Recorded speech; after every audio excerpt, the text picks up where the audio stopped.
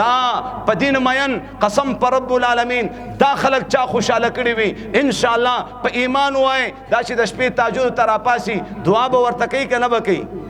او چې دا خلق خفه کی نو دا چې د شپې تهجد تر اپاسي او لاس اوچت کی ورته وای الله نور هم غړ غړ کا یا الله عزت ورلا ورکا دعاګانې به درته کوي. زما محترمو اخري خبره درته کوم اخري ان شاء الله خپل بچی د لاس ته 1900 مدرسې ته راولو قرآن ته به کېنو ان شاء الله. یو ماشوم جمعات ته قرآن راوړو وای مولوي صاحب دا قرآن کې دی په جمعات کې دا قرآن کې دا وای ولی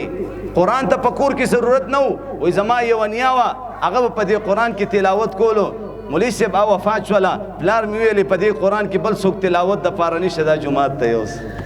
زما استاد جنازه به وتل وي اجي صاحب اجاڼۍ مور بیبي واوره د دې کور نه زما استاد جنازه به وتل وي قسم پر رب العالمین د دې کور نه به پرده ختمیږي د دې کور نه به مونځ ختمیږي د دې کور نه به د محمد رسول الله طریقې ختمیږي د دې کور نه به د قرآن تلاوت ختمیږي د دې کور نه به د دین تذکری ختمیږي. زما محترمو قسم پر رب العالمین نن والد صاحب صرف پزان لگے دے محنت کی کوشش کی. اللہ قرآن کی فرمائی یا ایها الذین آمنوا قوا انفسکم واہلیکم نارا زان بچ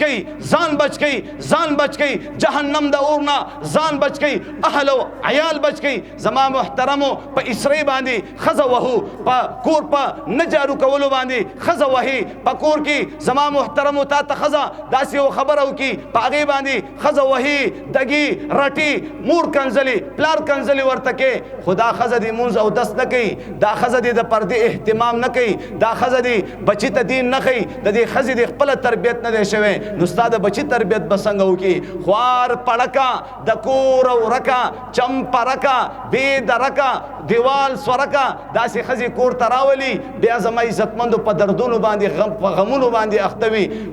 دا سڑے مخ کی وی سپلی ور پسی وی یو کس راغے چپڑو دکان کی چکم دے یو چپڑا راخلی خزی دا پارا چپڑی رالی کنا کور کی سینڈلو تا ضرورتو نو یو سینڈل راخلی او دا سی پزانی چکی دی بل راوالی دا سی چپڑا پزان باندی اگوری اگا کی دی ایو کس ورطا دا سی حیران دیران گوری ہوئی وی دا سن منظر وینم لگی هم دا سکے وعدہ دی کڑے وی نا وی زبیتا نا پوئی گی چې واده دې نه کړی وې ته نه پوهېږي. نو زما محترمو چې د کومو زنانو تربیت شوی وي ان شاء الله العزیز د هغه ماشوم نه به الله د زمانې عبدالقادر جیلانی رحمت الله علیه جوړوي. ولې دا مور زما عزتمندو د بچي دپاره اولنۍ مدرسه ده چې د مور نه تربیت د دې ماشوم وشلو نو ان شاء الله د دې ماشوم نه به الله پاک د زمانې یو لوی ولي الله جوړوي. او که زمانې زما عزتمندو یاد ساتئ د مور د طرف نه د دې ماشوم تربیت ونه شو بیا به همدقه شان دا ماشوم را پاسی د پلار نه بم ډزو باسي او د دې مور نه بم ډزو باسي. تاسو په دې خپل سترګو باندې دا ټول مناظر وینئ او لګې دې کیږي دا ټولې نتیجې مخې ته را روانې دي. نو بهر حال ما تاسو ویلې آسمان بھی ہو بادل بھی ہو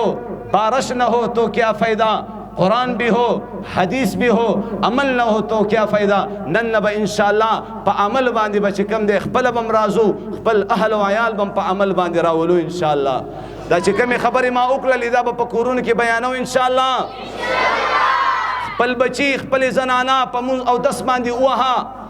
خپل زنانه دین طرف ته متوجه کا ماشومان دین طرف ته متوجه کا. قسم پر رب العالمین د دین نه بغیر کامیابی دل مشکل دی بلکې ناممکن دی. زما محترمو اخیری اشعار باندې دا خبره زما عزتمندو تاسو ته مخې تک دل غواړم. زما محترمو معاشره موږ نه تپوس کوي دی علماو دی مدرسو باشری لسور کو ما ورته ویلی تا د پاره پروجو کې چې کم دی د قرآن د ختم د پاره حافظ قرآن پکارو دی علماو حافظ قرآن تیار کو که تیار نکو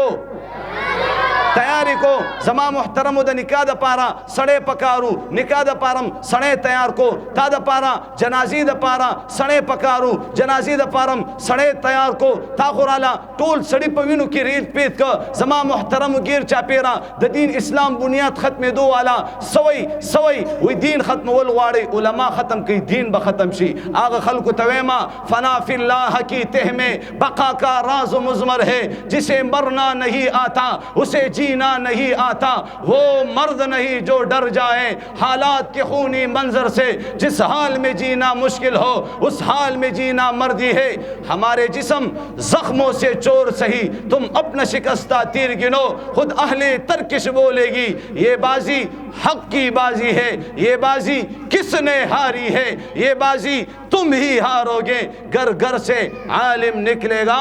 तुम कितने आलिम मारोगे इंशाअल्लाह। एक